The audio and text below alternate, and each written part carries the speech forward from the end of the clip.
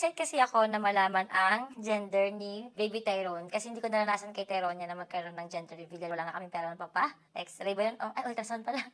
So, yun, wala kami nun. Kaya, yun, tanongin natin kay Miss J. Costura. Ano ba si Tyrone? Babae o lalaki? Pag madaming jack, gusto yung lalaki. Pag may babaw ang queen naman. Okay. Nakaka-thanks to Diyos ko, babalikan ko naman ako. Mga tao. Gusto kay Ate Tony, nakasalalay yung anak ko. Ayun. Babalikan nila namin ni Miss J. Oh, exactly. Lord, tulungan mo ako. Bahala na isusubal ko na to. Di ba? Medyo mahirap kausap eh. Okay, flower. Actually, maganda ang simbolo ng flower, ha? So, dito ako sa mag-grow pa siya. Kasi dalawa ang phase ng flower.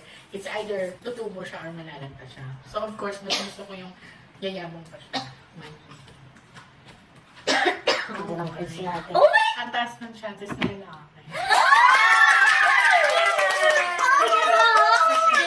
Number 5 is malaki yung chance. And number 6 is buo. Yan. So, walang babae po dito. Ang taas ng chances.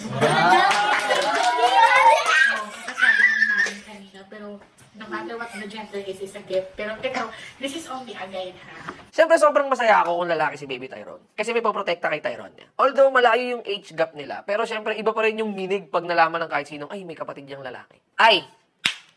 Dalawa na kaming sneakerhead. Eh, magugulat na lang si Jowa at saka si Tyrone niya na nandun na kami sa shoe game. Nagbibili na kami ng kung ano-anong mga sapatos.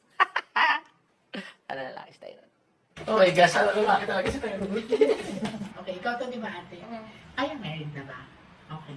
May marriage line ako nakikita sa.